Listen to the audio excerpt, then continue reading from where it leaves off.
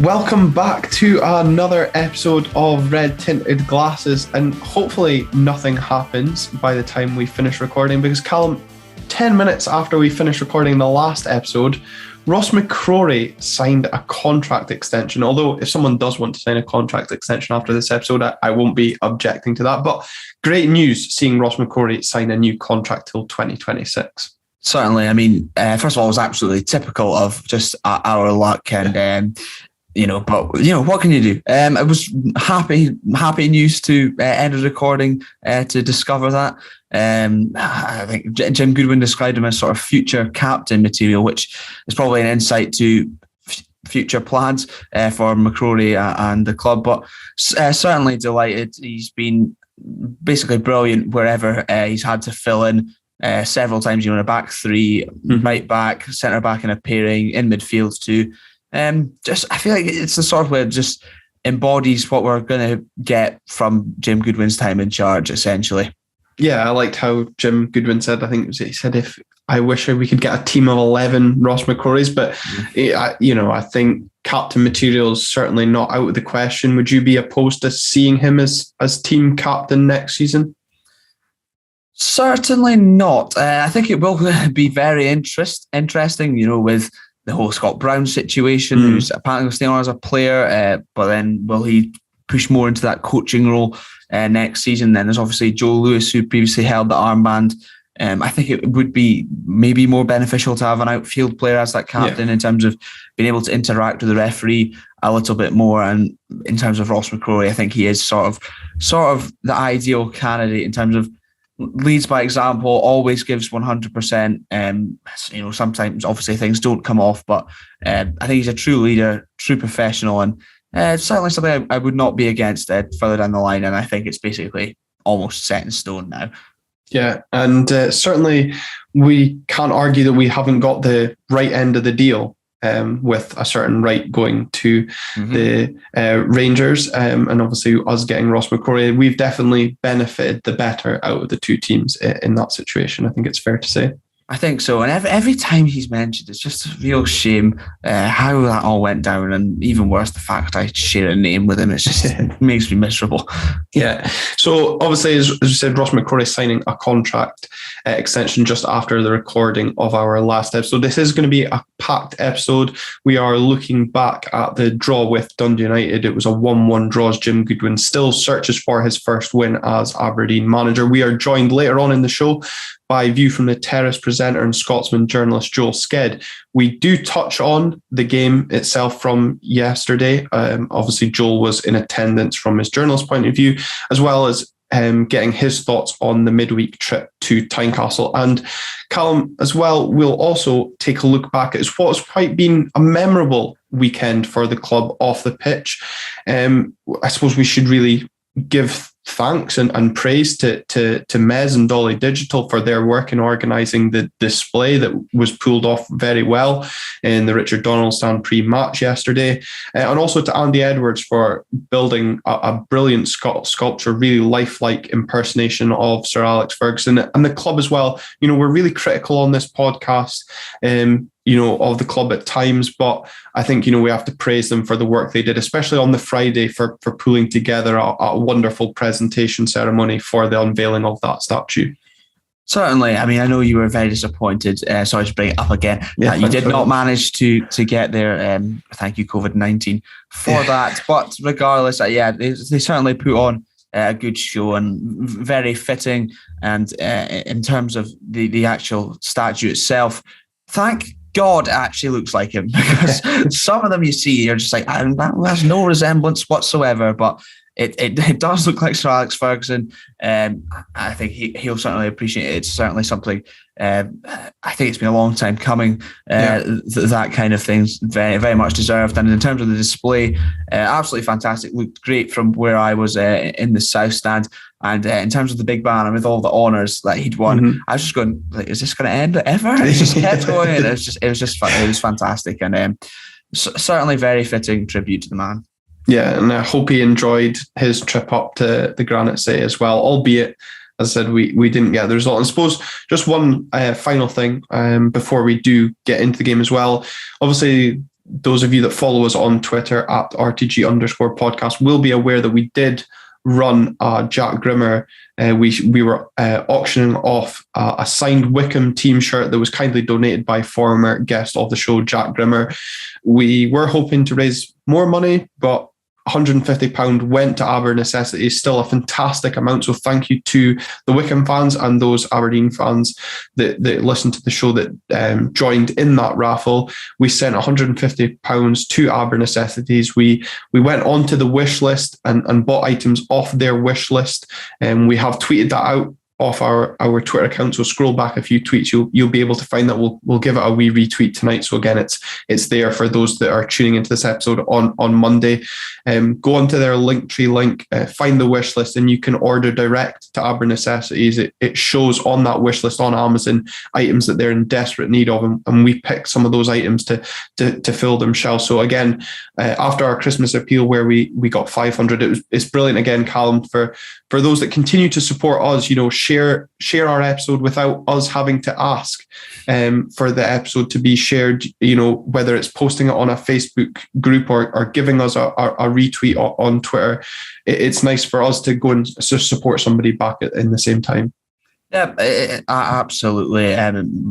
It's basically, to put it in short, we wouldn't have ended up raising those funds over Christmas or with the Jack Grimmer shirt without you guys at home, because we wouldn't have the platform to then do so. So thank you very much for that, for everyone, and thank you to you, Glenn, for sorting it out as well. Jack Grimmer, once again, thank you very much. Just a very nice man, loves Aberdeen tap water, as he liked my tweet about it. Just a top gent. And I will also take this opportunity to then also make the plug that if you are tuning in on YouTube, please do continue to support. It's much appreciated. Hit that subscribe button so you don't miss out on content in future. Leave a like if you're enjoying it, dislike it if you're not. Comment down below with any thoughts you can have to improve, and also follow us on Twitter at RTG_podcast, RTG.podcast on Instagram, and get involved in the comments down below. Follow us wherever you're listening into. Thank you. Yeah, that's even my sales pitch. Yeah,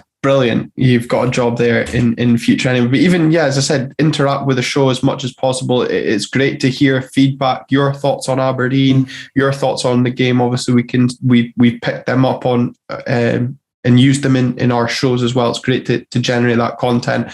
Seeing how many of you have watched that last episode and listened to the most recent episodes as well. We're really seeing the numbers going up. So the fact that you guys are enjoying it at home, it is really helping us know that we're doing some good stuff. But Callum, let's get into the game itself. Jim Goodwin still searching for his first win in charge of Aberdeen. Aberdeen still searching for their first league win of the calendar year. Another 1-1 draw. I, however, feel it sums up our season perfectly. A positive performance, but the result wasn't there. Certainly, I think Jim Goodwin loves score draws as much as I do. Absolutely fantastic. Bit of the best result in football. But in terms of, we probably could have come away with a win in that game. Perhaps maybe didn't do enough and certainly didn't take our chances. Story of the season again. Yeah, exactly. If there was going to be a win in the game, you'd probably have picked us.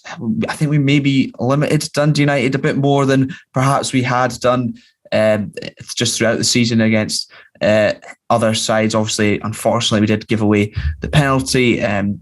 So those sort of mistakes are still in there. But I think I am positive after that game. Certainly an improvement from the last time we faced Dundee United. Only a week Jim Goodwin's been with the team. There is certainly points of improvement in terms of sort of the hard work players are putting in, players getting up in support of Christian Ramirez and things like that. So certainly a reason to be positive. And hopefully we can then proceed to go and build on it. But it's going to be tough with the rough run of fixtures we have coming up.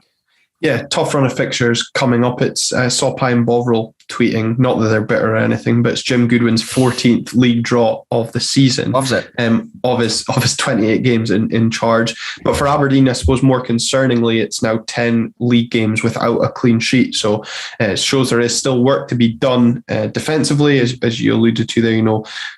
It was definitely a penalty for me. We'll come on to it in a minute. But I suppose before the game, when you saw the team news announced, there seemed to be a bit of a COVID outbreak. Obviously, we speak to Joe Sked later on in the episode. By magic of the way podcasting's done, we did actually speak to him before recording this element. So, he disclosed that Jim Goodwin said there was 3 players that were currently out with COVID.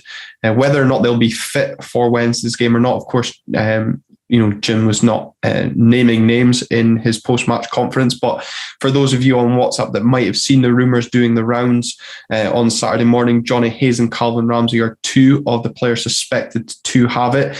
I think, immediately noticeable losses given their performances, certainly in an attacking sense, Callum. But Jack McKenzie being out, Scott Brown also out. And Ross McCrorie, I think, for me, was the biggest loss as well on top of that. Just to name 5 substitutes on the bench, and it was a very young bench as well. Certainly as the game progressed, that came back to haunt us.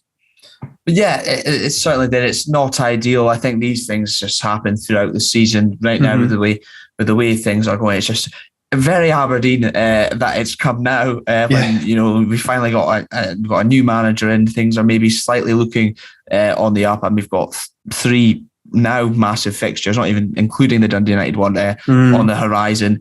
We certainly did the best with what we had at our disposal. I think, as you said, very young bench. 2 players who barely featured for the first team in Michael Ruth and Jack Milne on the bench there for us. Let's just hope that we do have players back going into this next week ahead. We have, I think he said, Brown probably will be back in on Monday, the day this comes out, and they're hoping for the other players to sort of be able to filter back in throughout the week. So let's just hope they're managing to get in for Wednesday. But it did not help us at all, especially in terms of with the intensity we were playing with. We looked a bit leggy later on. We could have done with a bit of injection of energy and speed, really. Yeah, and certainly not what you need for your new manager's first home game and first sellout, certainly in the league that I can remember in a long time, obviously in the presence of Alex Ferguson. But on that as well, great to see for a league meeting, not against the old firm, Pittodrie being full. Hopefully something we can see on a more regular occasion, not just when Sir Alex Ferguson comes to town. Because I'm sure, there was probably a few tourists there, lapping up the occasion. But if Jim Goodwin can, get us playing, get us pushing up the table, probably looking ahead to next season, it would be great to see, bigger crowds on a more continued basis. I think that's fair to say. All Aberdeen fans would like to see that. Certainly, just frustrating that we probably didn't get the win that then might have encouraged people to return. It's just the way those kind of things work out. It's almost very typical. But also, as much as I would not like to give them any praise at all, Dundee United selling out their way into can only be a good thing, provided pretty good atmosphere and for once, a good away following that we could celebrate at the fence with. So that's always good. Yeah, exactly. But do you feel, Calum, though, our poor start was maybe the occasion getting to the players, or more the fact that our squad was just getting used to being in certain positions? Obviously, Adam Montgomery filling in at left back. We've seen him more this season, being a bit further up. Conor McLennan, not a lot of game time, filling in the unusual position of right back. Maybe a bit surprised that Funso Ojo didn't go into right back instead. Do you think it was a mixture that caused us to concede that penalty? Obviously, inexcusable really from David Bates. For me, the length of time he decided to hold on to Ian Harkes' shirt, not once but twice. Yes, theatrical from the American and throwing himself to the ground, but holding on to the shirt long enough to give the referee a decision to make. I don't know, obviously, like I said, you were at the game. What was your initial thoughts on the incident? For being, obviously, you're in the south stand, so might have got a better view than what I would have if I'd been at the game. Penalty probably all day long. But I think Goodwin came out and said, if that's given, then you're probably having 4 or 5 a game. I guess fair enough, I suppose. But from where I was, he had a big, huge handful of his shirt initially, and everyone's going, get your hands off him, and then he proceeded to get his hands off him and then put his hands back on him, and that gave him the chance to then hit the ground. And I don't think we can have too much complaints with that. I think it's it's very, very frustrating in terms of, it's probably a combination of, changing system style, maybe perhaps the occasion, and then also just probably a severe lack of confidence for our centre backs, who did go on and improve further on in the game, but it's very, very typical, and you could probably have scripted such a thing. Yeah, you probably scripted conceding so early in such a big occasion, but I think it says a lot about Declan Gallagher, a player that's come in for a lot of criticism recently, that he came out of that game looking the more assured of the two centre-backs throughout that 90 minutes. Especially when 5 minutes after conceding, Adam Montgomery, who once again probably put in a performance that left a lot to be desired, got caught in possession as he seemed to do often throughout that first half, and Tony Watt was bearing down on goal, and David Bates didn't really cover himself in glory again, but thankfully United couldn't take advantage. It certainly felt in that opening 10 minutes that we felt vulnerable, and probably looked like conceding every time United came forward. A little bit, yeah. We saw a lot probably of how much of a handful Tony Watt could be, even if, sort of the end product maybe wasn't there. In terms of that incident, I think that was the one where I remember complaining vigorously that once Montgomery had lost the ball, he was being then tracked. The boy was being tracked then by Bates, and Montgomery didn't do enough to double up with him either. He just sort of jogged along with him, and it's just sort of, even once he loses the ball, then react positively and make sure that it's not a costly mistake. Very, very frustrating. And interestingly, I think even though he's played at left back probably more in his career than McLennan had at right back, McLennan almost did a lot better, obviously. Maybe not the most convincing performance, but from someone who's barely played recently, who's a winger, he certainly did pretty much what was asked of him in terms of performance and work rate too. Yeah, being in isolation certainly gave me a lot of time to binge shows on Netflix, and one of them being The Tinder Swindler. And, his line was actions lead to reaction. And I'm glad that the action of going behind led to such a positive reaction from Aberdeen. And both Vicente Bazawin and Matty Kennedy starting on the wings grew into the game, and we began to cause Dundee United loads of problems after that quite nervous opening 10 minutes. Yeah, we did react well, Glenn, with your weird references. I've not seen the show. I don't really know what's going on there. Great show. Watch it if you want. Download it for your flight to Budapest next weekend. Good idea, actually. We did react well, which is certainly encouraging.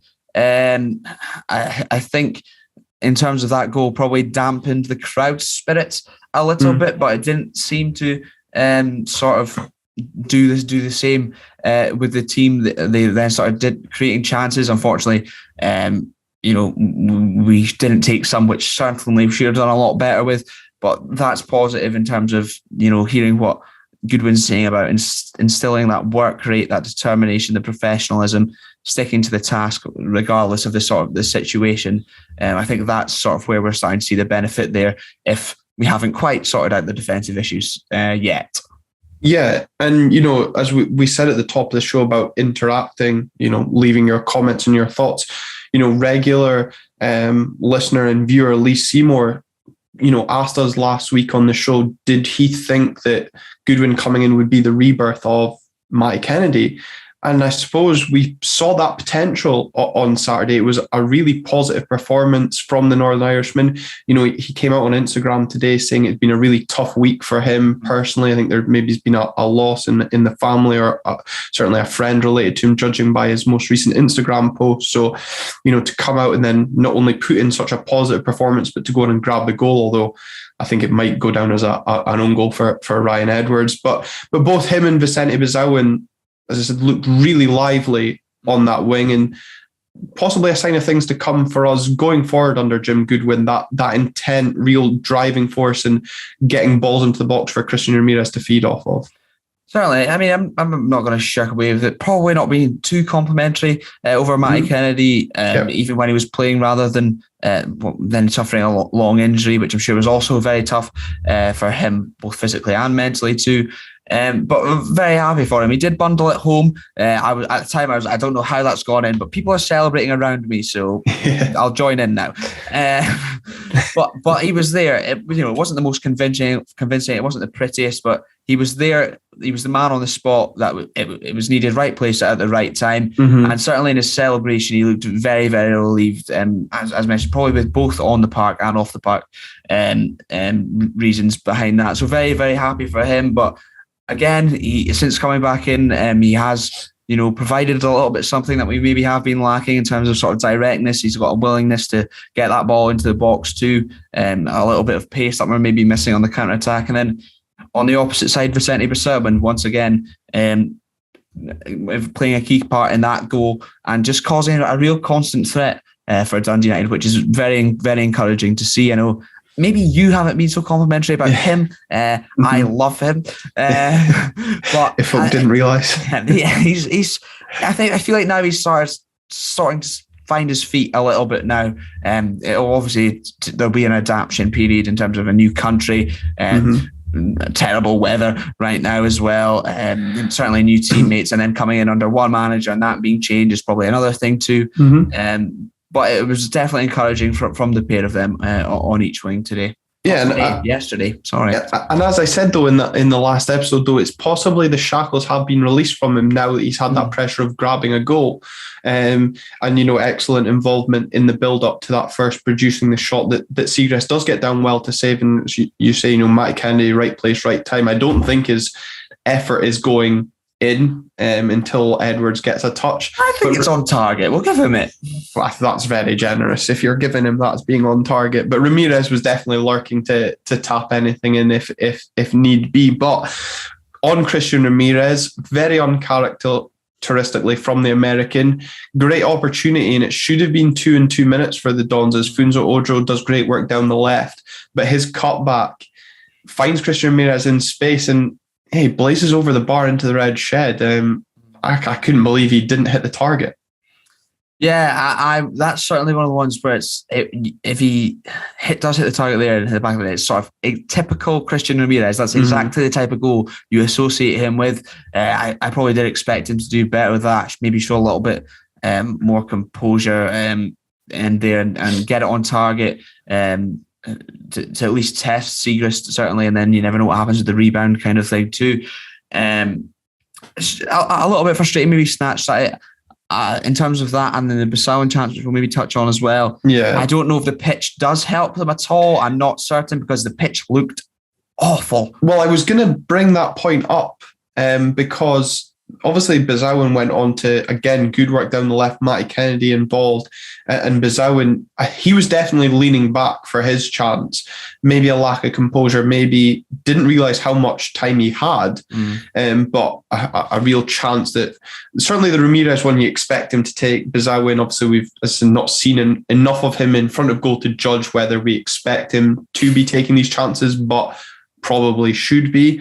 But on Red TV, from watching at home, the pitch looked terrible, but the photos that they used I've seen from the statue unveiling, the pitch looked superb. So it did really look poor in real life as well. Yeah, it looked really bad. For the worst we've seen for a long time, I feel like. It's probably taken quite the beating recently, I suppose, with the weather, sort of frosty conditions probably constantly every day. And torrential rain, all that kind of thing too. But it was a little bit of a concern. Thankfully, 2 games on the road now, maybe we'll get a little bit of a chance to recover. But no, it did not look good. It was sort of reminiscent to when it hit December about every season about 10 years ago, and it just gave up, and that was it for the season. It looked a little bit like that. Yeah, well, I suppose at least our pitch is not as bad as Partick Thistle's, because that is a complete mud field. And I suppose, as you said, now Aberdeen do take the road. We don't have a home game up Todge until Hibs come to town on the 19th of March. So a good rest period for the pitch. But as I said, it was a good reaction from Aberdeen to going behind. Obviously, grabbing the goal, should have then found ourselves at least 2 in front. But after the goal, it was only really one team kind of intent on winning that game. And as the first half kind of wore on, Dundee United had a long-range effort from Ross Graham, which was Well saved by Joe Lewis. Again, a save you expect Joe to make. But that's the only save I really remember him having to make in the whole game. And the only other chance of kind of real fear I had was when Connor McLennan had to produce some last-ditch defending to deny Niskanen, I think it was, right on half-time. After Adam Montgomery again poorly dispossessed in midfield, allowing United to break well, which they did on a couple of occasions. I think there was a couple of an instance before that McLennan clearance where it felt again last ditch, but more so McLennan's was certainly stood out more. But yeah, I don't know, disappointed is the right word, but maybe surprised at how poor Dundee United were in that game after taking the lead. They just had no idea what to do, really. Yeah, I think so. There's certainly no more saves that sort of stand out in my head other than that attempt from Ross Graham. I think, once again, Joe Lewis, his lack of willingness to come off his line to collect the ball would raise a couple of concerns for me once again. But regardless, he did come up when important and make that save. I was disappointed with Dundee United. I maybe did expect a little bit more from them. Thankful, there wasn't. But for me, I totally agree that if there was going to be a winner of that game, it certainly looks like it was going to be us. But once again, Benji Segrest is the best goalkeeper in the world against us. So, brilliant.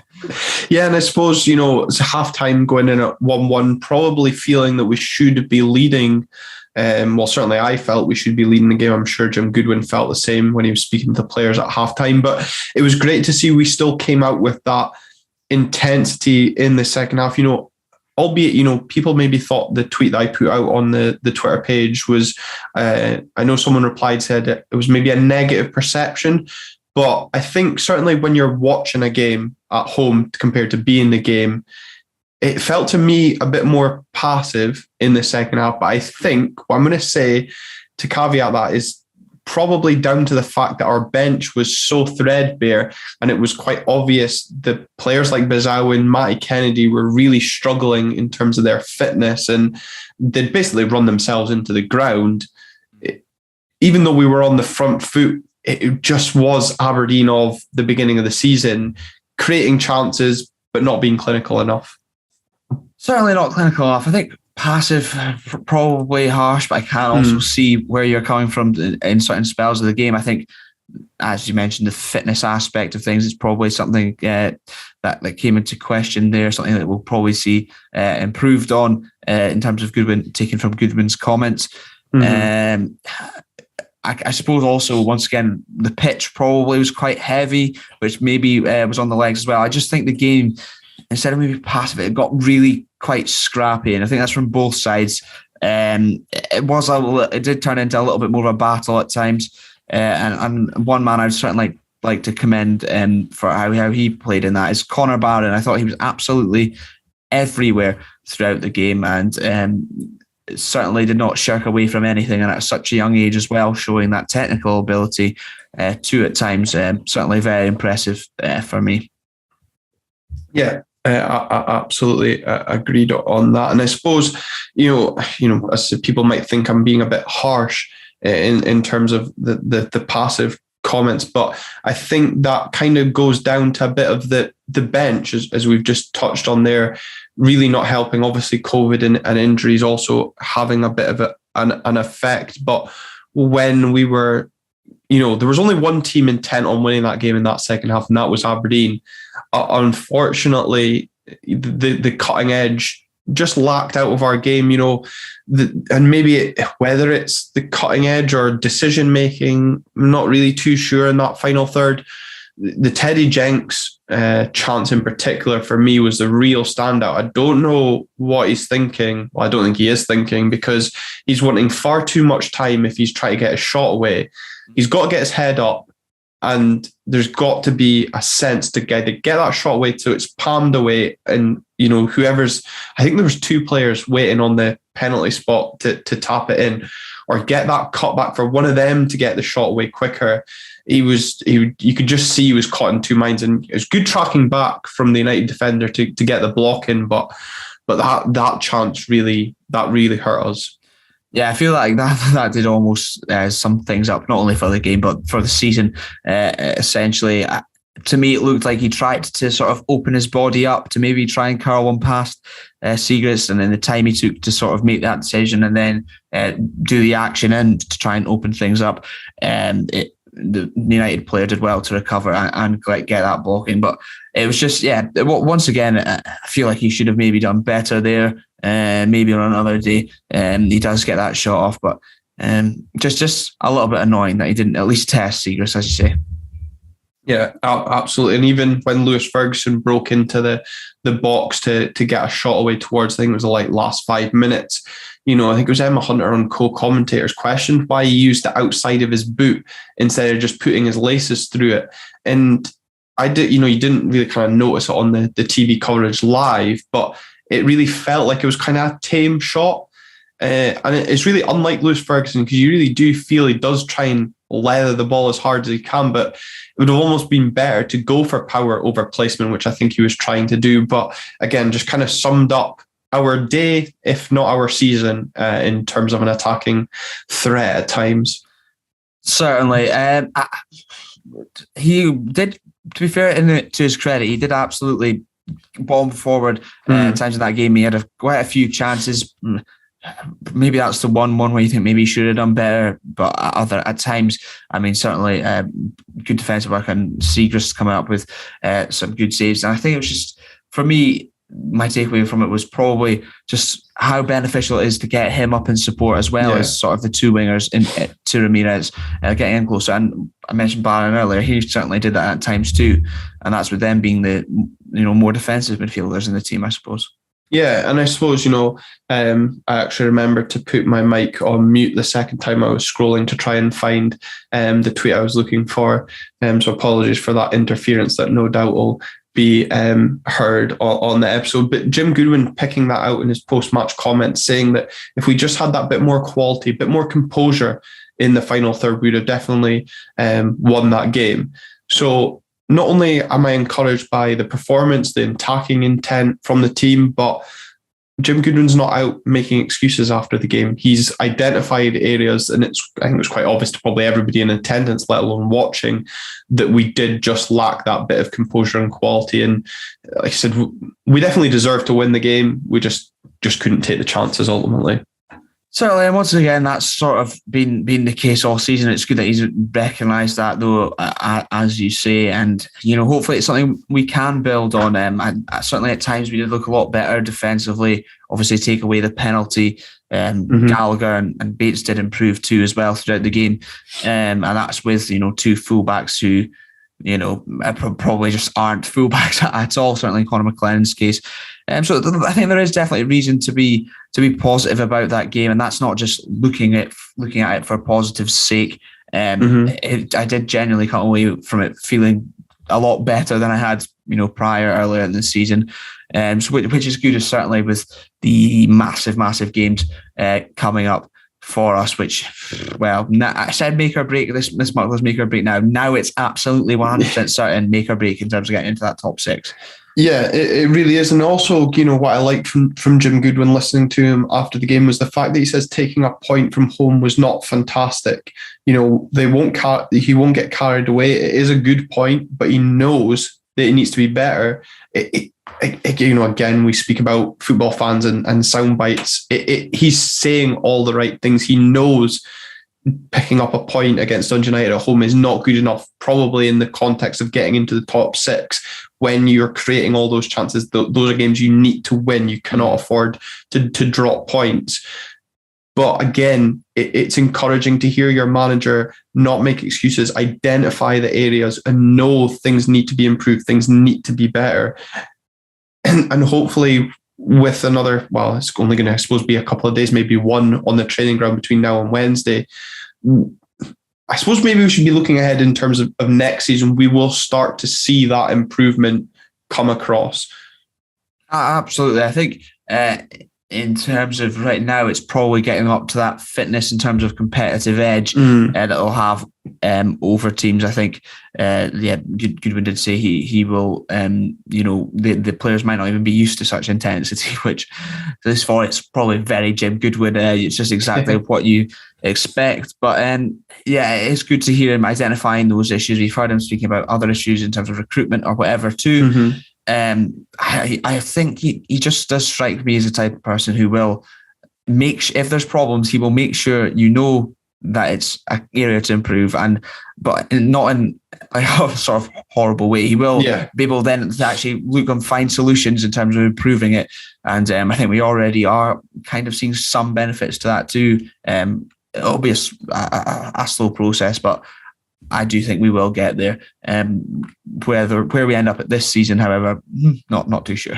Yeah. As I said, big, couple of games coming up over the next few days before we do have that gap between the Rangers and Hibs game. So maybe we might see some benefits of the, prolonged period on the training ground for that home game against Hibs, which could prove to be quite a big game in terms of our hopes for the top six, depending, I suppose, how our trip to Tynecastle and Ibrox come over the next couple of days. But, on that fitness point, Calum, I suppose that maybe accounts for Matty Kennedy, Conor McLennan going off with cramp. I know, obviously, a player that's struggled for game time in recent weeks, again with injury. But Matty Kennedy, I suppose, also did go off. He looked out on his legs. Maybe the pitch, as you say, maybe taking into account a factor there. But also Adam Montgomery going down with, well, as Jim Goodwin called it, cramp. It does look a bit of a muscular injury. Certainly on TV, he was certainly rubbing what looked to be his hamstring at the time.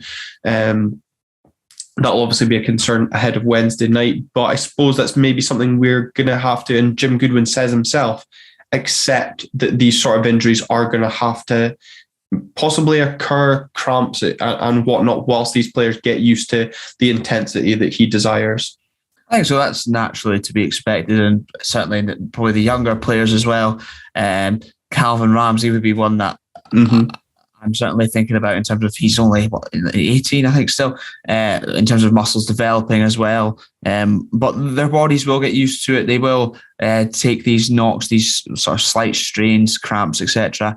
But I just hope that eventually at one point we will have enough of a team to put together, because let's just, in terms of the defence, we need bodies back and quickly.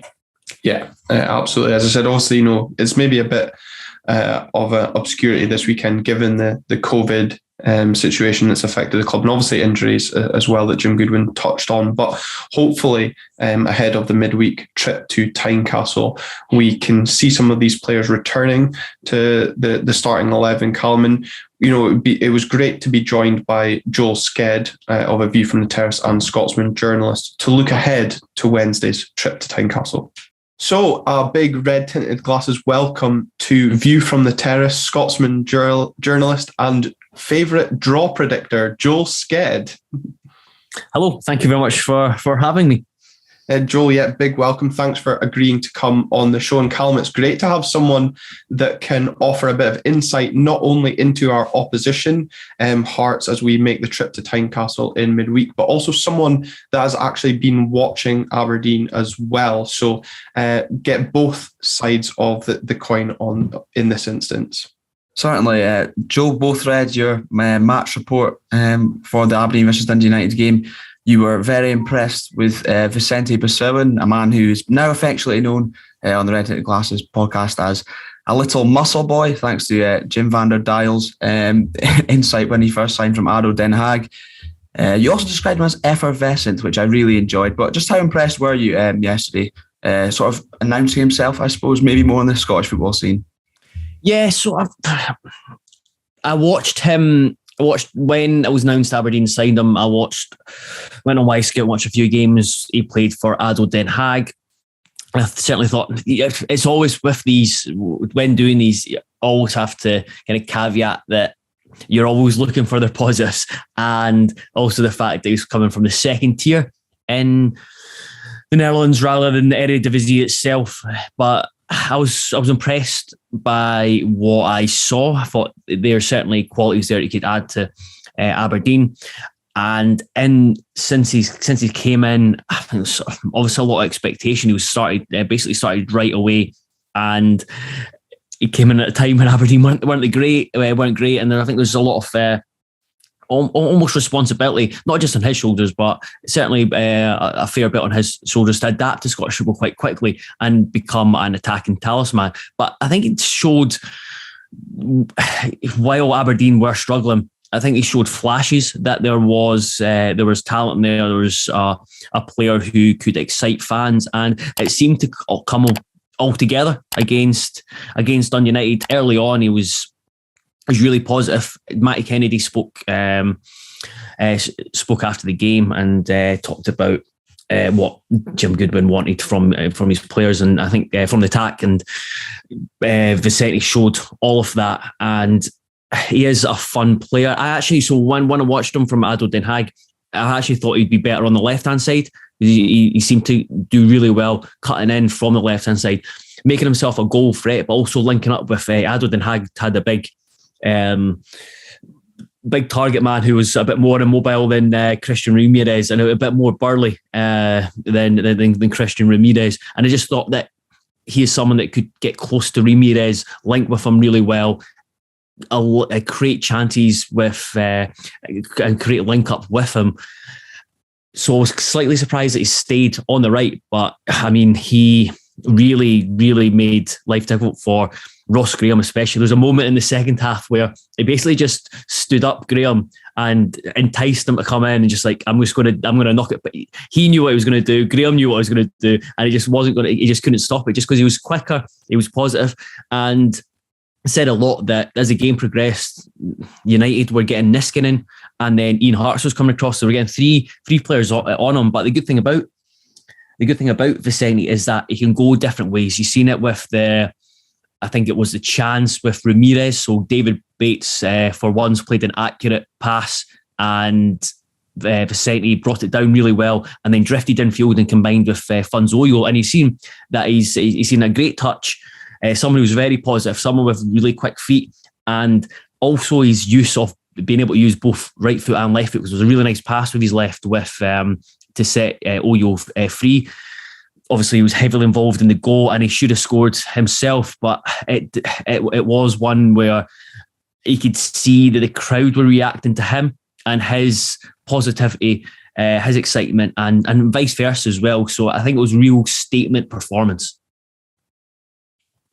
It's certainly good to hear that someone other than an Aberdeen fan is quite excited about Vicente Bosselin, because I think just naturally when we saw a young Dutch winger coming into the club, we got a little bit ahead of ourselves, maybe. But you mentioned understandable, yeah, and I think as well, Callum, it's interesting to hear that sort of opinion from Joel, because I know I've been a bit critical of him on the show as well at times, just given that sometimes I think he's just a bit of flash in the pan, and maybe the point that Joel makes, the fact that United also had to go try and put three men on him to keep him quiet. If maybe teams, that'll benefit us in the long run. The more opposition players that become focused on Vicente, it obviously gives the likes of Matty Kennedy a bit of freedom down our other wing anyway. So, but what was your overall opinion on Aberdeen's gameplay yesterday? Obviously, those of you that have watched View from the Terrace that are tuning into the show will know Joel and the rest of the show's kind of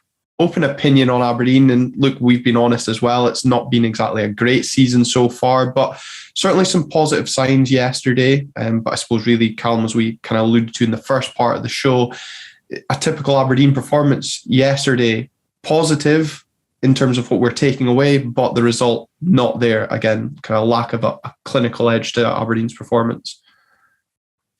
I think one of the big thing that stood out for me in relation to games I've watched previously of Aberdeen, whether it was away at Livingston, whether it was home at St Johnstone, the cup game against Motherwell, or the league game against Motherwell, is that it's the first time in a while where I've seen Aberdeen create really good chances.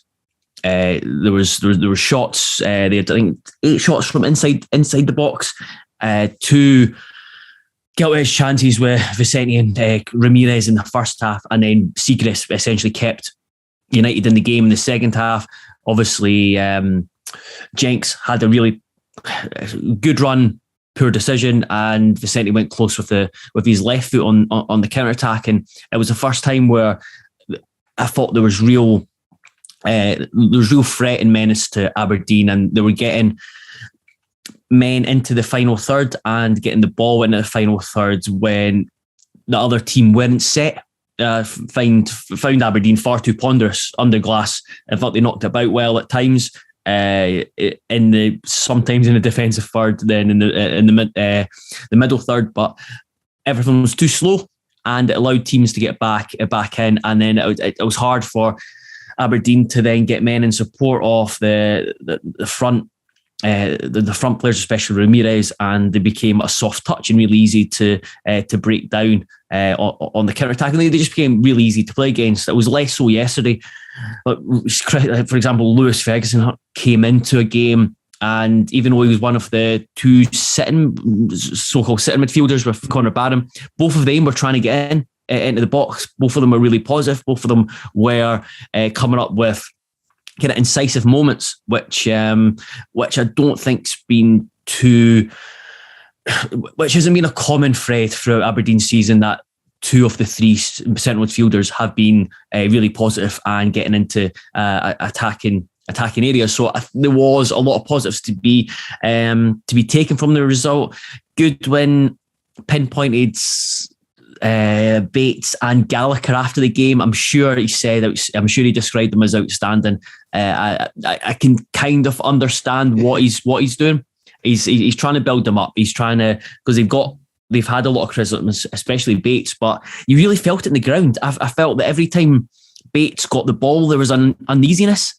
Uneasiness around. I wasn't there yesterday. I don't know, Callum, if you felt that, but certainly watching on TV, I was nervous every time the ball went down that side with both Bates and Montgomery. I don't know, Callum, were you sensing that in the ground as well?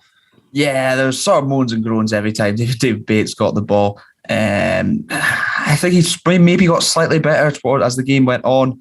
But in terms of Declan Gallagher, I was certainly more impressed with him with that showing, given how he's been since coming back into the team.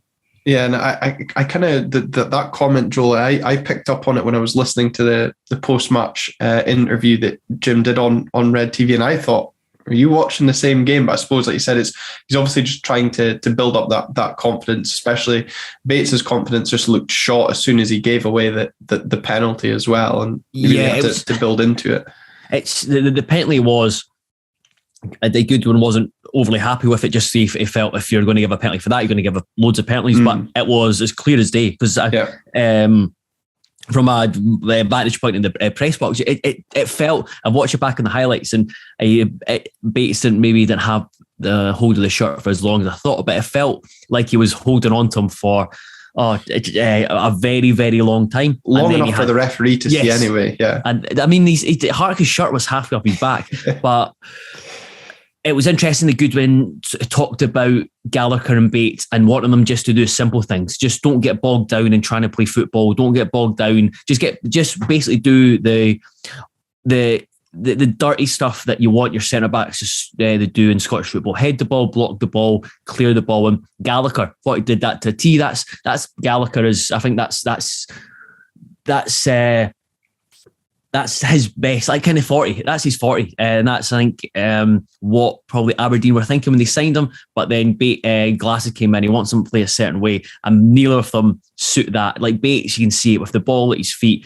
If you're an opposition team, you just let him have the ball, because he'll eventually just shell it long, and you'll get possession back. So I think it is about trying to simplify their game. I'm not sold on Bates, to be honest. I think he can go from looking very good. I mean, he played so well. He got into the Scotland squad. I think Gallagher is probably more reliable one going forward if Goodwin wants to just have stoppers as his centre backs and just kind of just do the meat and potato stuff. And if that's the case, then Gallagher will be, I think, be more trustworthy. Yeah, I would certainly tend to agree on that, especially given how he performed yesterday. You did briefly mention Christian Ramirez, and we've mentioned your tweets on him on the show too, relating to his XG. How much has he impressed you since coming in? Obviously didn't get on the score sheet, perhaps should have against Dundee United, but just so far this season, because I think it's probably clear to see Aberdeen fans have sort of fallen in love with him a little bit. Yeah, very, very catchy songs. I have gone from thinking he is rubbish to thinking he is absolutely brilliant. I've honestly toyed with my view on Ramirez. I've kind of went back and forth. There's been peaks and troughs of Ramirez. Is that if you play to, and you can say this about every single player, play his strengths, I think he's devastating, because you've seen the goal he's scored, or the goals he's nearly scored, and that he can be he's an excellent finisher. Okay, he had a poor finish yesterday against Dundee United, but he can be an excellent finisher. But not just, he can do it. He's got different different ways of scoring as well. So he's quite creative in the way that he can score goals. He needs to get service, and I just think his link-up play leaves a lot to be desired for. I think he's too erratic when you play through him. I think his touch sometimes can be absolutely superb, and then other times it is it goes left, right, everywhere. Or he can sometimes maybe not. I don't know if it's a focus issue, because there's times as well where he can be that focal point you want him to be, where he holds off defenders, brings the ball in, links play, gets the ball, and then gets in the box. And then there's other times where he just seems to get brushed off the ball far too easily, or his touch lets him down and the attack breaks down when you really need him to hold the ball in. But I do think he is a type of striker that if you get legs around him, you get support, you get players closer to him who will be able to engage with him and create chances, he will be a very, very, very good striker. And it'll be one of those where you go, there's will go from scoring, what is he now? I think he's on 15 this season. Could easily score 20, 25 plus if you get players in support of him and around him. But if you ask him if you're slinging the ball up to him and asking him to create chances for himself or do loads of work 30, 40 yards from goal, I don't think you're going to get the best out of him. And I think he'd be a frustrating player to watch. Yeah, and I think, sort of, I don't know, Calum, you might agree, but I think that's a pretty fair assessment. The assessment about his hold-up play, we certainly brought into question recently in that defeat at Paisley we had after the winter break. But, certainly he's a player that when he gets that right service, the game against Livingston, as we said before recording this episode, you tweeted out that his XG had been like under 1 in the llast 5 or 6 games, and it was like 0.0 something in that Livingston game, and 5 minutes later he gets an opportunity and bang, finds the back of the net. Yeah, that's it. It's that was, so when I tweeted it, that was not a criticism of Christian Ramirez. That was a criticism of Aberdeen under Stephen Glass and not getting the best out of Christian Ramirez. And there's something about Ramirez is that he improvises really well. He's talked about being a creative finisher. Is that I find a lot of times maybe when he doesn't have, he's really an instinctive finisher. That's what I was looking for. Is if he doesn't have to think about it too much. That when he can do it off the cuff, and he's first, like when he does things first time, he's very good. And I can understand why Aberdeen fans really like him. He's a great personality, great character, albeit not when he's tweeting about watching the Rangers game.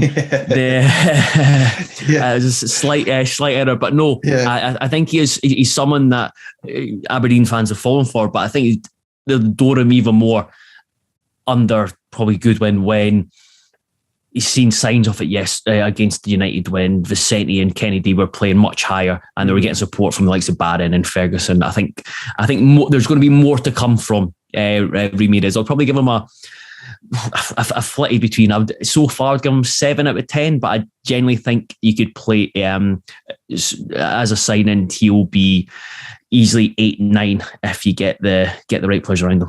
Yeah, I think that's fair. He's definitely a player that we've fallen in love with and invested in his family holidays to London over the winter break, as well as Instagram provides a lot of content for Aberdeen fans. Yeah, you're absolutely right. I think, Calum, we've been saying it a lot on this show as well, that he struggles on his own and he does desperately need support. He looks better with support. And we did see yesterday, okay, uncharacteristic in that miss in the first half, but he gets himself into good positions, and he is a player that defenders have to worry about. And hopefully, as Joel says, we will start to see the best out of Christian Ramirez under Jim Goodwin, or even better, I suppose, because he has been performing really well so far this season.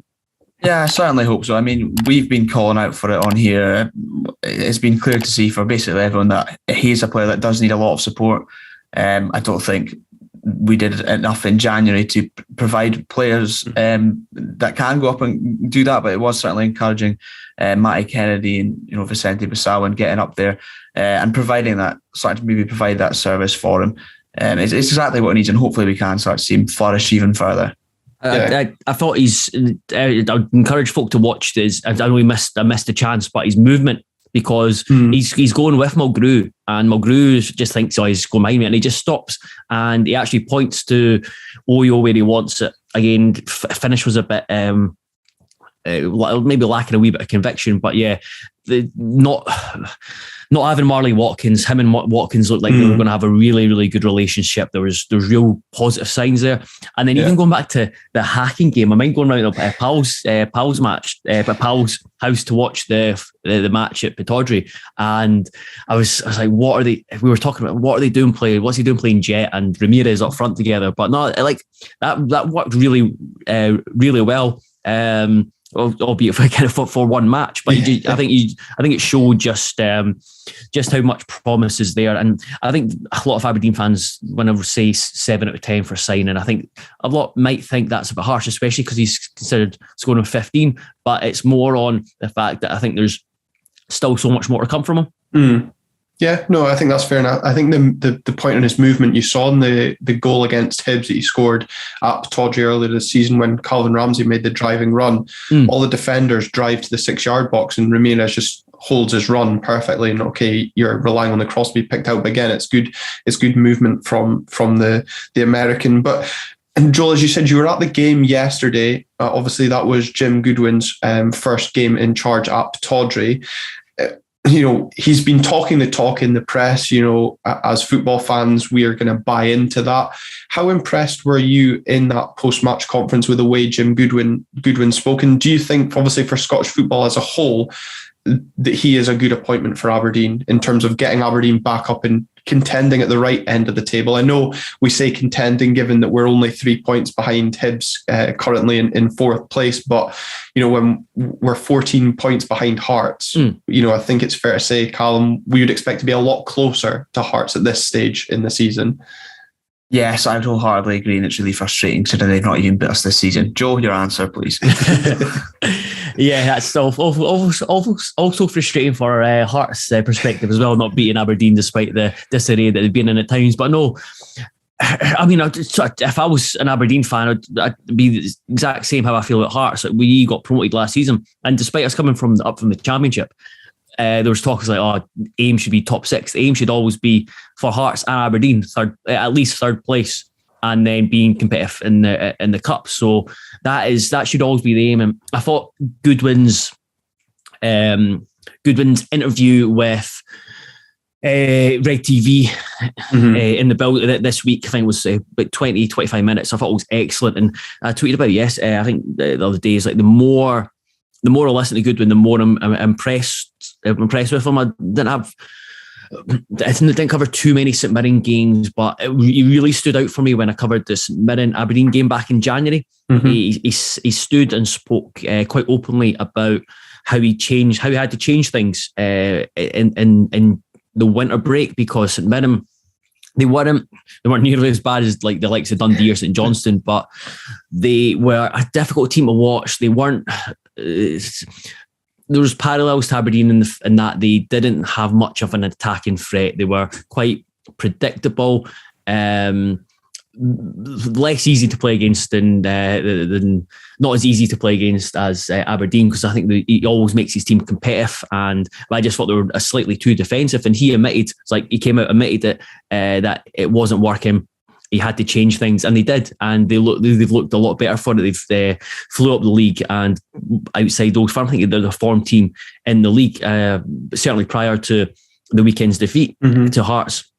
And I just found it really refreshing that a manager came out and almost essentially held his hands up and said, I've got it, maybe not got it wrong, but I need to understand that things aren't working and change it.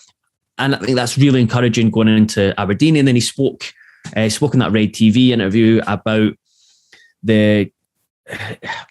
I think he was talking about cups, and he's like, with Aberdeen's budget, then there's no excuse for not getting into the semi-finals every year. So I mean, he's already kind of that's a comment that could come back and bite him. If he did say that it's a cup competition, it's one games, it can go either way. But having said that, there's real ambition there, and I'm really intrigued.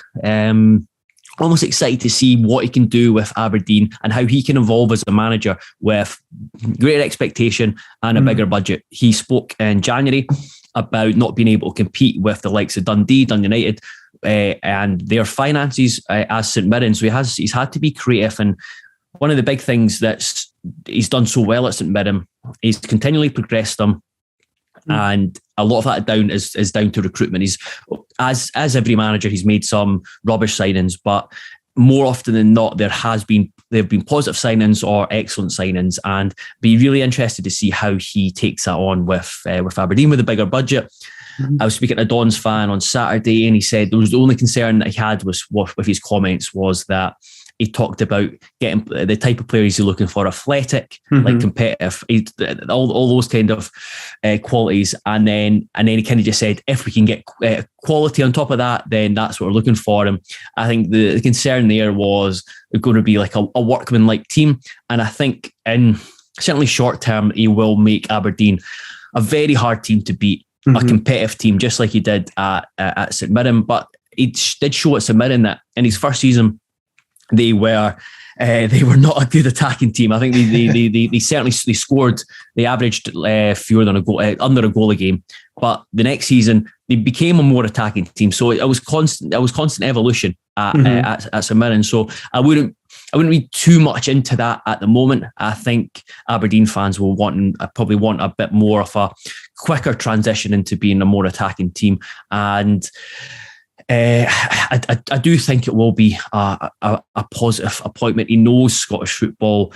It's probably a step back towards the kind of McInnes style, but you have to remember that I think the big reason that Aberdeen fans were keen for McInnes to go, it just got stale, it stagnated. That's what happens when there's been managers been at a team for so long. It just doesn't happen anymore. Whereas when you look at McInnes' first few seasons, Aberdeen were really good to watch. I thought they were they had a lot of attacking quality. They were an exciting team to watch at times, and I do think that over time Goodwin will be a very good appointment for Aberdeen. I would be very surprised if it's a disaster. Yeah, and you know, for anyone that hasn't watched that Jim Goodwin interview on Red TV, it's also on the club's YouTube channel. So I do urge you to watch that, obviously after you've finished watching this episode, of course. But you know, Callum, on that comments that Joel refers to, the fact that, you know, Jim Goodwin said, you know, it's semi-final is a minimum. You know, he's not setting that as the benchmark. Like, that's where he sees Aberdeen getting, but that should just be the bare minimum requirement in that competition. That's excellent to hear. But, you know, I take the point that Joel makes on the signing. You know, everyone jumped on that saying, well, that's Jet's career at Aberdeen finish, you know, athletic and fit players. But, you know, even his comments at the end of the game yesterday about that he is going to be, you know, having really intense training sessions, when he referred to the likes of Adam Montgomery and Conor McLennan coming off with cramp. Yes, okay, that's there's a lack of match fitness, but he says, you know, I'm going to be pushing these players hard because I want that intensity in training to replicate what the intensity needs to be come match day. So again, I think there's going to be a level in training that needs to then be met come Saturday. And again, that's excellent stuff to hear from your manager. Certainly, I think probably towards the end of the game, we saw maybe that lack of sharpness that they maybe had, or lack of fitness to play with that intensity throughout the whole game. But we did also, in other spells throughout the game, see the benefits of that.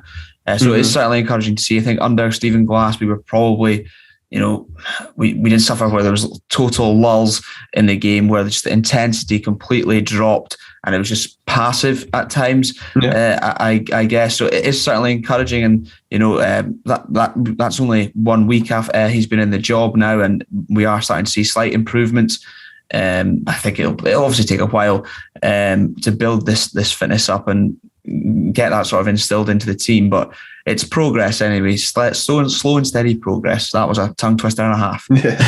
I think he did use the word in his interview with RETWEET as professionalism. That's what he expects from his players, to completely buy into being a professional footballer. They're an athlete, and I don't think it's rocket science that in Scottish football you need to be able to run, you need to be able to compete, you need to be able to be powerful. You need to be physically prepared, mentally prepared, because it is tough, and there's so many games where you to be able to play football, you need to earn that right. And when the battle, Goodwin knows that. He knows that from his time as a player, and he knows that from his time as manager at both Alloa and St Mirren. So yeah, I think you've got a manager who understands what it takes to play in Scottish football, and what makes a successful team in Scottish football. And yeah, like Callum said, I think a big thing, probably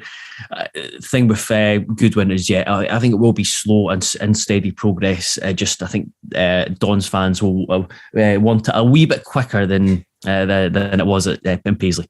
But no, I think a very, very encouraging and positive appointment. Yeah, I think, with 10 games left in the season, I think it's maybe hard to expect the progress between now and the end of the season. I think the fact if we can even get into the top 6, and maybe a tough ask with our run of fixtures coming up, but if we could get into the top 6, and who knows what can happen from there. But, even on the recruitment, I'm just thinking that, both ourselves and St Mirren signed a player from Wolves on loan this season.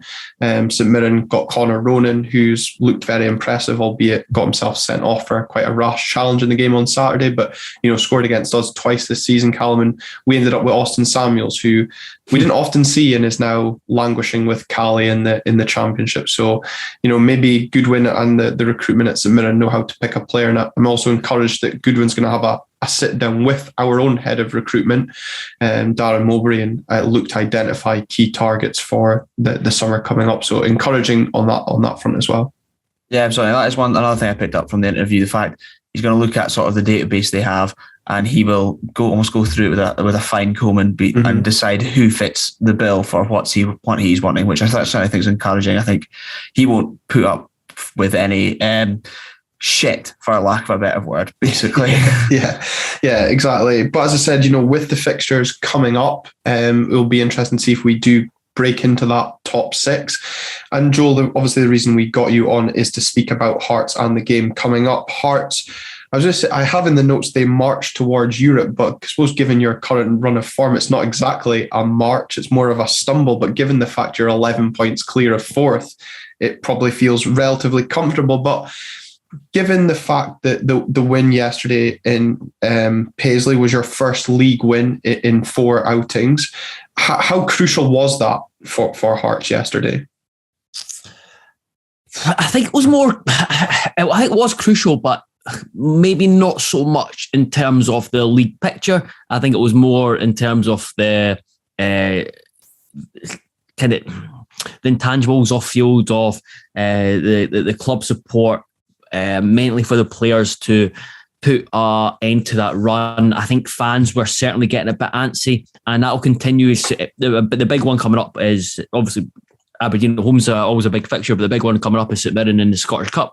I don't have to express to Aberdeen fans how important Scottish Cup matches are, and especially home ties against someone like St Mirren, where you want to get to Hampden on a consistent basis, and that's been happening. But it's those type of matches, especially off the back of a difficult run where performances haven't been great, where criticism of Nielsen has been growing amongst the supporter base, where there's always going to be an element who are ready to turn on Nielsen, basically a very, very a defeat to Dundee, basically. Yeah, so they're just it doesn't take much for an element of fans to turn on Nielsen. So it was a big win just to stop the rut, and then also just calm fans down, because it's the same. Hearts fans are no different to every other team, where 1 minute things are absolutely brilliant, and then the next minute everything is absolutely shit. Whereas a lot of the time it's just you're just in the middle, and that win against St Mirren allowed everyone to kind of come back to the middle, take a deep breath, and kind of look ahead with a bit more positivity. So yeah, it was crucial in that, rather than maybe just the 3 points in the league, just because I do think that no team behind us is going to put a run together that's going to catch us. It's not so much. It's not so much of. I don't think it's a march. I don't think it's a stumble. It's just a leisurely pace, walking, a leisurely Sunday stroll to third place. I like how you say nobody behind us is going to catch you, where Calum, I'm going to have to bring it up, confidently predicted that if there's any team above us that could collapse, it would be Hearts, and Hearts were catchable in third place. I don't know if, Calum, you're still confident after the weekend result, but I suppose I admire confidence, similar to how confident Joel was on A View from the Terrace, that Hearts would beat St Johnstone despite not winning there in 12 years, and double down on the Lone Wolf Trophy predictor and backing that victory. Sorry, I've got to get it in, because I know if Robert's listening, he'll want me to mention it. I've got to explain that. So I was fully. So we did two sections. One section was like, who's it going to be a big weekend, a good weekend for, a great weekend for, and then the banker and all. So Friday, once we kind of knew what the sections of the show were going to be, Friday, Saturday, Sunday, Monday, up until Tuesday at about 8:30, 9 o'clock. Sorry, about 9:30, 9:45. I was going to be picking St Johnstone to beat Hearts, and it was going to be a great weekend for St Johnstone. But then I watched the game against Aberdeen, and Xander Clark got injured, Callum Hendry got injured, Melker Halberg got injured, and I thought, now this is the time. This is things falling for Hearts. 3 of their key players lost, are going to be out for the weekend's game. But yeah, I was caught up in the injury situation, and I should have just stuck with my gut and went for St Johnstone. And Callum, are you going to stick with your gut and think that we can catch Hearts in third, or are you going to double down? Look, I'm certainly not going to double down. I just always have this feeling with Hearts that they are liable to a collapse at certain times.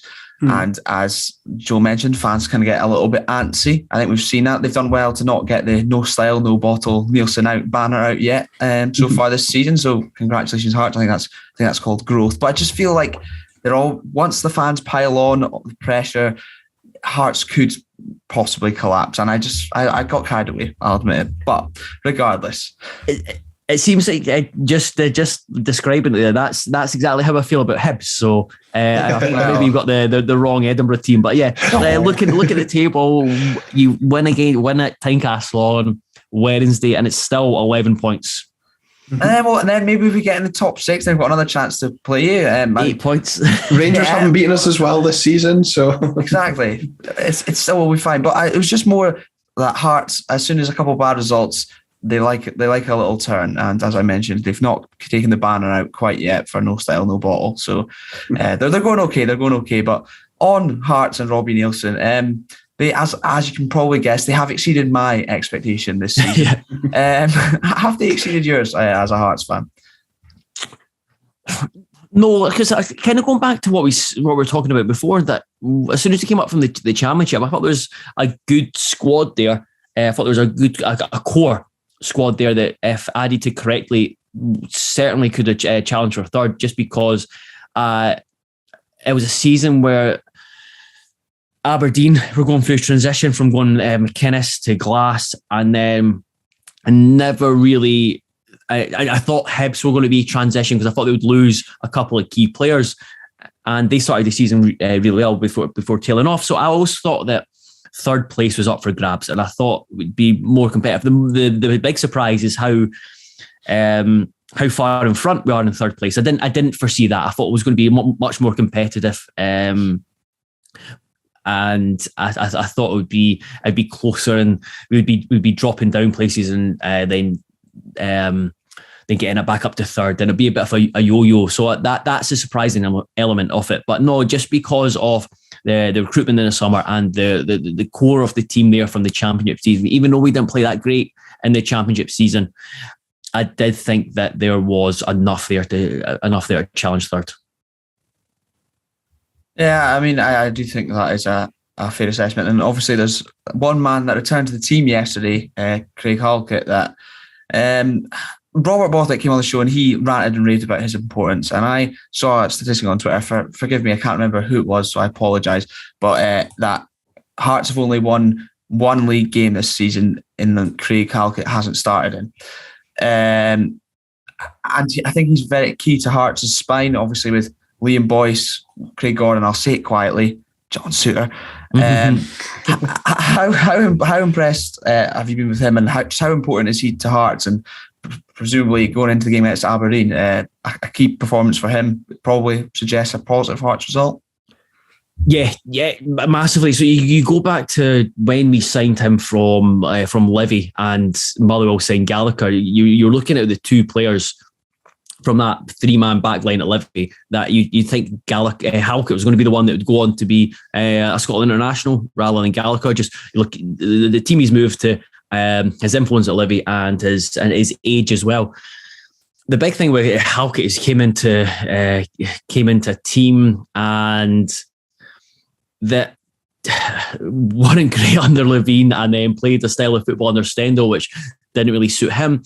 And you go back to Livingston. What made Halkett so good at Livingston was that he was in the centre of a back three where he was asked to defend, he was asked to stop the ball, he was asked to head the ball, clear the ball, just everything that I talked about, what Goodwin wants from Gallagher and Bates. And then you go into this season and he's playing in the middle of the back three where he's asked to be the defensive rock. He's not asked to do too much in the ball. He's got John Souttar on one side, Stephen Kingsley on the other, who are brilliant at. Stephen Kingsley is really good at progressing the ball, kind of taking the ball out dribbling wise, and then you've got Souttar, who is an excellent passer of the ball. And Halkett has just been simply asked to be the sweeper, to defend. And you look at the players in the league, other than Reagan Charles Cook, who I don't think anyone saw his improvement coming at Ross County. Halkett's probably been the most improved player in the Scottish Premiership this season. I think the key one for me is that there's no player in the Premiership who has a better success rate in aerial duels than Craig Halkett. And I think that kind of just sums up what he is about as a defender. He clears, and he just gives the team a platform and a solid base where he's just a safety blanket for the team at the back. And I think on Saturday he played in a back four, and he can play in a back four. You just have to play the correct way for him to succeed. But the fact that he went back to a back three, I think, really allowed him to settle, to get and to just basically build up momentum, build up confidence for the first time in his Hearts career. He's been hurt by injury, and then there's just been so much disarray on field and off field with Hearts. And you can see a player who is really, really comfortable at the club now. Someone who is probably the best shape. I think the best shape of his time at Hearts. I think he did, from what I believe, he did a lot of work in the gym in the summer, and he was fully prepared for the league. So you can credit Nielsen for setting up the team that gets the best out of Halkett, but you have to give the player credit as well for getting himself in the in the perfect shape, whether you want to talk physically, mentally, for this season. And you're seeing someone who's been one of the most consistent players in the league. Yeah, I think Glen Calum, we might argue about Ross McCrorie, about the improvement that he's put forward from an Aberdeen point of view as well. Certainly up there, but I think you can't argue with Halkett and Regan Charles-Cook as well. Joel, another player, I suppose, that's come into Hearts in the January transfer window was Ellis Simms, coming in on loan from Everton. I want to pick your brains on him because, for those that have been watching Hearts probably really on TV from an Aberdeen point of view, he made a really good impact in that game against Celtic. And then, he comes off the bench yesterday and grabs the first goal, really probably helps Hearts go on to get that victory, because it looked like Liam Boyce was having one of those days as a striker in front of goal where nothing was falling for him. But looking back at Hearts' recent fixtures, both him and Barry Mackay have been playing and the results haven't been coming. Can Hearts benefit from both of these players playing, or will it have to be one or the other? Because certainly looking at the form of both Barry Mackay and Ellis Simms, and certainly thinking back to Aberdeen's defending on Saturday and over the course of the season, going back to your article where it was 10 games without a clean sheet for Aberdeen, thinking of both of these two players running at our centre halves fills me with a lot of dread for Wednesday night. Yeah, so it's an interesting one, both from the just Ellis Simms' perspective as an individual and for the team dynamic as well. So Simms, he's come in and he's quite an erratic finisher. He's passed up quite a few good chances, but he's been a real handful. And I think he's given Hearts something that we've really missed in the final third as a striker who wants to go in behind. You've seen with these goals, the chance that led to Devlin's goal where he ran and makes run-ins behind, and that's what he does. And he's a handful. He would run the channels. He's a big guy. He's mobile. He's quick, and he'll get his body between the ball and defender. So yeah, I think he will. I think he will cause problems for any defence, just because he's just really awkward character, and awkward in that he can do a bit of everything. He's strong. Like I said, he's strong. He's quick, and he can score goals, and he can link play. Maybe not as certainly not nearly as well as Liam Boyce. Yeah, and then I think that's been one of the issues for Hearts since Simms came in, and I think one of the criticisms of Nielsen is that don't think Nielsen knows what his best 11 is at the moment. He made 6 changes.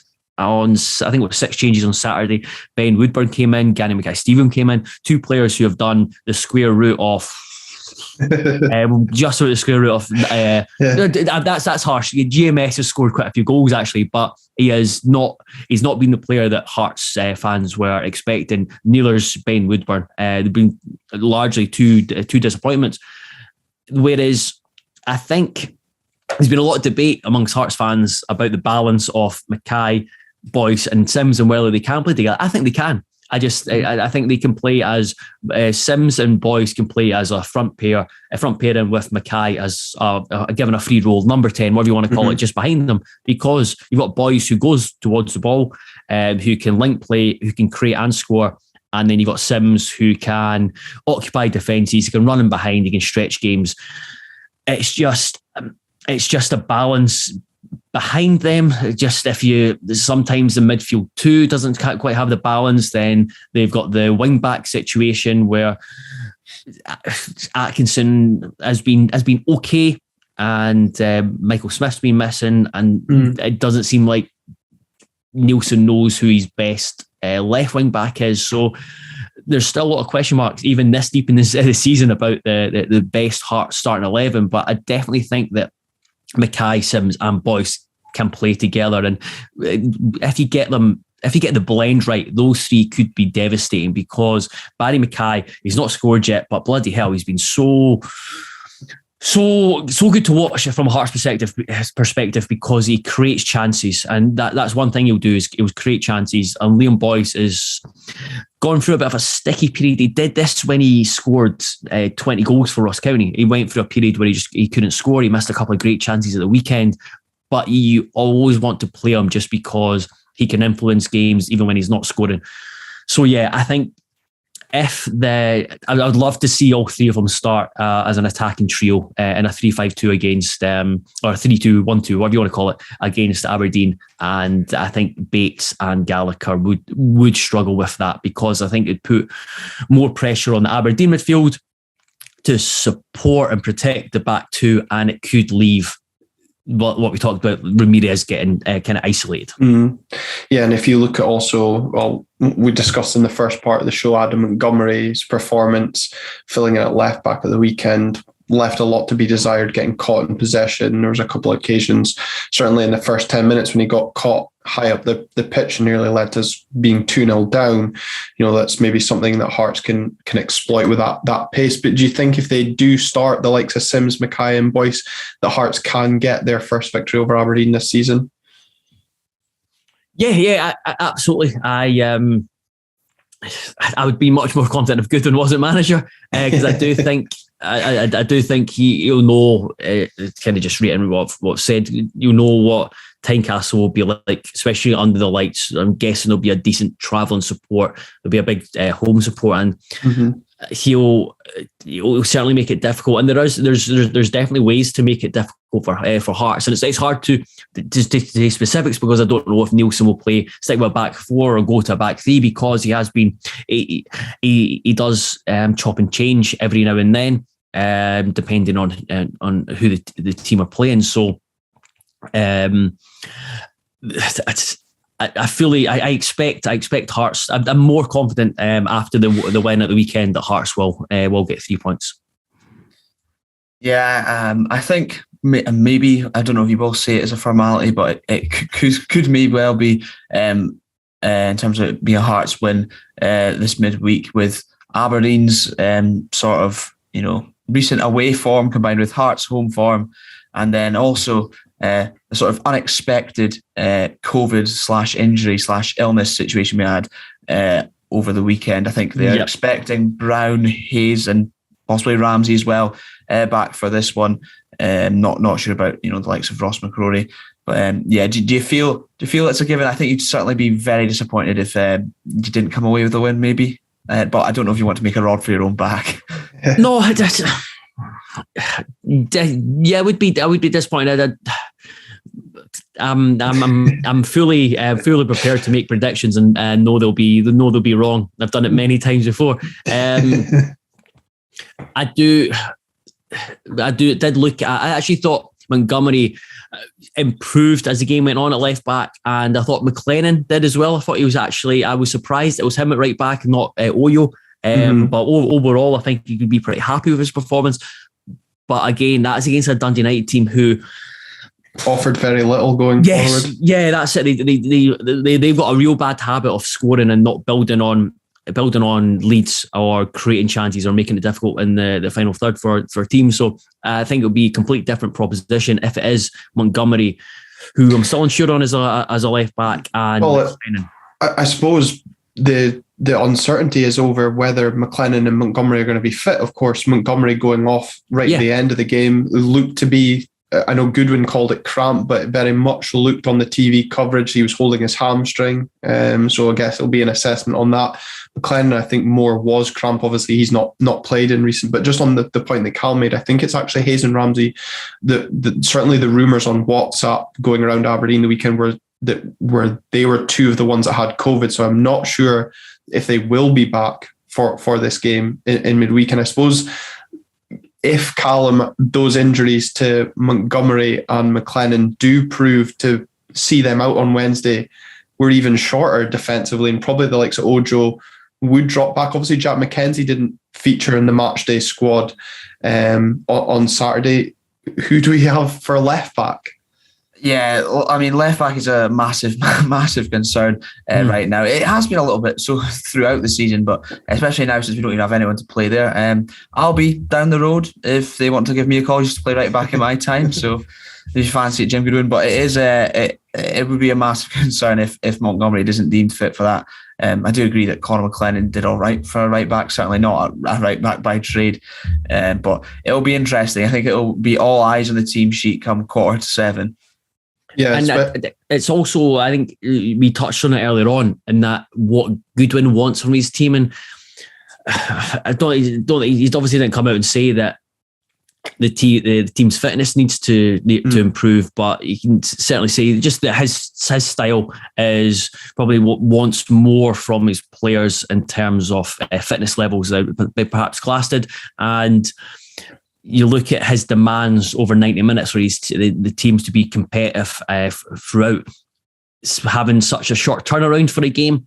Whether the Aberdeen players, folk will think, oh, they're professional footballers, they shoot, but it's difficult if you've been under a manager for so long and you're playing at a different intensity. Then someone else comes in and you need to get used to it again. You need to get used to playing at a high intensity for 90 minutes across 2 games in the space of 3 or 4 days. So that will also have an impact as well. Yeah, especially given obviously the poor weather that we had up the road between the St Johnstone game and the Motherwell League game. Obviously, I think Barry Robson saying it was only, if the second training session went ahead that week, there was only 90 minutes that they had. Obviously, Jim Goodwin's come in and had a week with the players, but there's only so much you can do in that week, let alone now between the Saturday and the game on Wednesday. So that's going to be a really interesting one. And Calum, you're absolutely right. It's going to be all eyes on the team sheet. But, kind of on the point that Joel makes, we said this, Calum, previously on the show, kind of December, January time. It's no real surprise that these players are struggling with their fitness, pulling up with cramp, because they hadn't been getting minutes under Stephen Glass, whether that was because of the reluctance to use the substitutions or, of course, their own injury concerns, Matty Kennedy being one in particular. So that obviously could be a concern again going into such a quick turnaround on Wednesday, that we maybe do find ourselves struggling coming into the last quarter of the game. Is that a concern on top of our maybe lack of finishing that we showed on Saturday? We've spoken about this many times before when we go on the road. We spoke about it at Ibrox when we got that 2-2 draw. We're going to now need to go and be clinical at Tynecastle, because looking ahead to that run of fixtures, we've got a trip to Tynecastle on Wednesday, trip to Ibrox at the weekend before Hearts make the journey up to Aberdeen, although there is a little gap in between that gate between Rangers and Hibs. It is important that we get a positive result, or a result of some sort on Wednesday night, to keep that top 6 hopes alive. Absolutely massive. We mentioned that we haven't suffered defeat to Hearts either this season. I'd like to keep that record up. Got a couple of Hearts supporting pals, so that would be nice. But it is vital, and it does. I think it will come a lot down to the fitness of the players. Matty Kennedy was another one, as you mentioned. He missed out a lot of the season through injury. I think towards the back end of the game, he just looked absolutely done. And Hearts is, going to Tynecastle is probably the third toughest game that you choose right now, and especially with such a depleted squad. It is not ideal at all. So everyone will have to be on their A game. We'll probably have to pray that we manage to cobble some sort of a defence together going into the game, and that things do go our way. They can keep sort of that intensity up that Goodwin is looking for throughout the 90 minutes, because Hearts are a team that could easily punish you if that does drop off. Yeah, and I suppose that obviously we're speaking about the likes of Ellis Sims, Barry Mackay previously. If one of them was to not start, they've got the option of having these fresh legs that can come in and exploit Aberdeen in the later stages if we're looking leggy, whereas we saw on Saturday when we looked leggy, we didn't have those options off the bench. Teddy Jenks, Dylan McGeoch aren't exactly going to be the players to inject pace into the game and give us that attacking force. So obviously, we're going to be hoping that there is some positive news on that injury COVID front come Wednesday. But if it is COVID affecting some of these players, it's very unlikely that they will be available for Wednesday. And we're just going to have to hope and pray that they are okay for Saturday. Or it could be a real confidence denter if things were to go wrong over the next couple of games, because these are the potential, Rangers drop points today against Motherwell, which, keeps that race for the top 6 tight from an Aberdeen Motherwell point of view. But, Rangers do have the ability to be very clinical and dispose of teams. And I suppose Joel Hart's will be hoping to continue that form that they've had at Tynecastle this season on the most part, and look to put Aberdeen to the sword and probably come out all guns blazing and take advantage, like Dundee United did, of that defensive vulnerability Aberdeen have. Yeah, absolutely. So the first point, always off the view that Hearts at home should start with a real intensity and essentially just be direct and get in the opposition's faces. Play if you have to play beyond the midfield and turn the defence just in those opening stages, to get the crowd engaged early on rather than building your way in. And I think when Hearts try and build their way into a game at Tynecastle, it can lead to a bit of it can be quite plodding. So yeah, I'd fully expect, especially if Nielsen looks at it and thinks Aberdeen could be struggling physically, if they've not got a massive bench, if they're missing key players to really start quickly. And it is a big match for Nielsen, because I think out of the games, we played Celtic, out of the Celtic, Rangers, Hibs and Aberdeen games this season,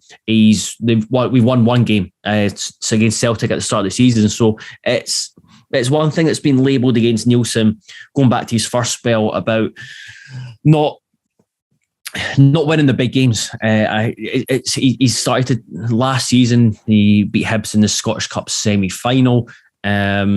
Going back the previous Scottish Cup semi-final, but it's something he's not really done consistently. Certainly not in his second spell. So it's a big match, and it's another big match for Nielsen, a big match for Hearts, and Hearts fans want the team to win a big match, because it's all well going to St Mirren and winning 2-0 or beating Dundee United at home, but when these are the matches you want to win, where there's a big crowd, there's expectation, there's a big atmosphere, and there's that rivalry and that edge.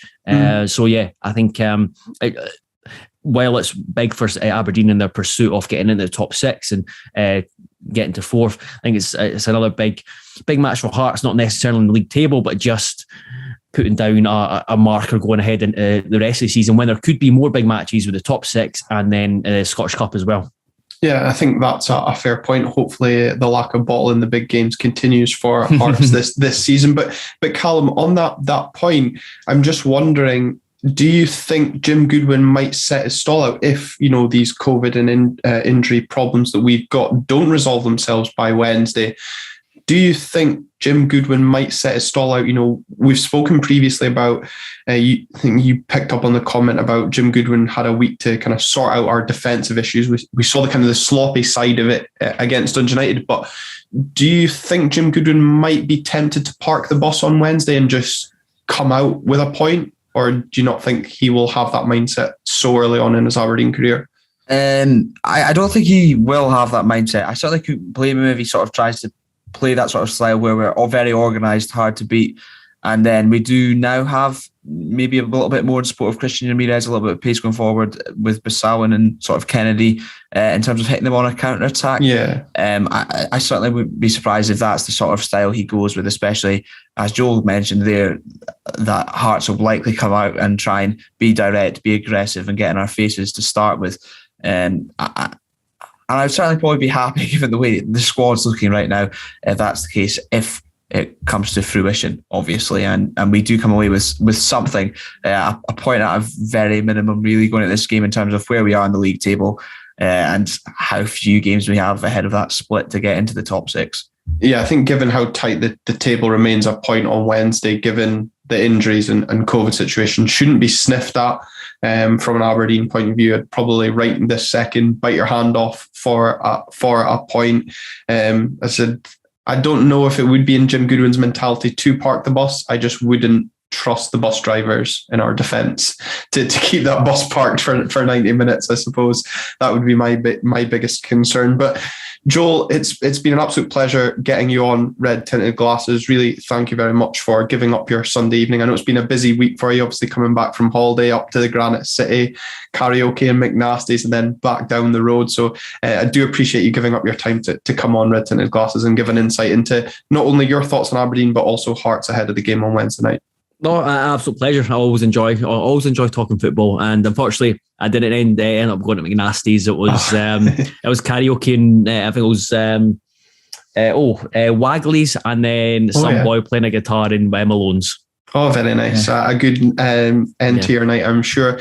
And for those that obviously tune in that maybe are not or haven't watched View from the Terrace, please let the viewers and listeners know where they can find a View from the Terrace and a little bit about it as well.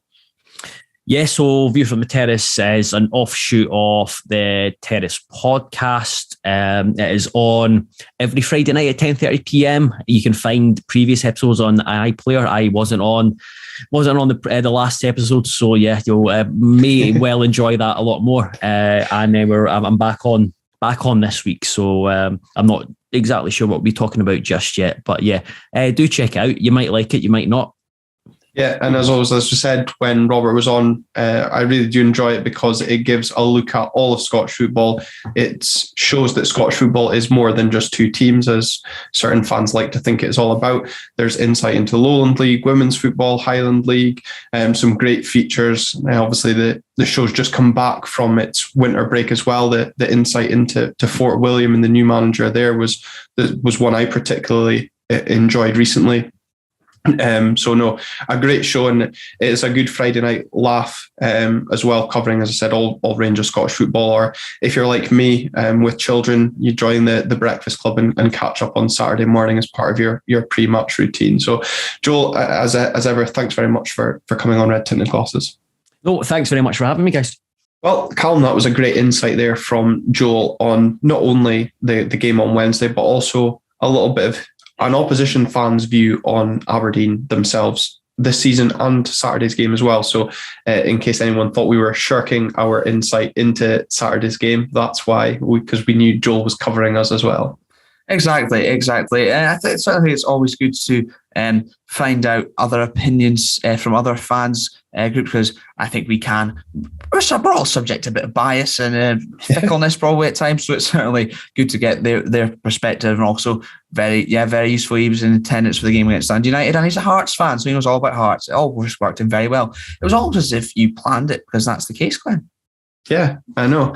It's not like I'm the brains behind the operation and you do all the background work, but and the looks as well. Sorry. Yeah, but as always, great to, as you say, to get that sort of insight, and hopefully everybody enjoyed that side of the show as well. And I'm sure there'll be a lot of comments on his thoughts on Christian Ramirez being a 7 out of 10. So if you do agree or disagree, be sure to let us know in the comments below, and tweet us and Joel to see what your thoughts are on that. But as always, thank you very much. If you have been watching, make sure to leave a like and a comment. As we said, if you are listening, hit that subscribe button as well to be notified of when our shows are out. And we'll be back with a live reaction to that midweek trip to Tynecastle and previewing what could be a daunting task as we head to Ibrox at the weekend. That'll certainly be very, very fun. But yeah, once again, thank you very much to Joel. Thank you, Glenn. Thank you for everyone tuning in, and you're very handsome as well, Glenn. Thanks. Bye. Thank you.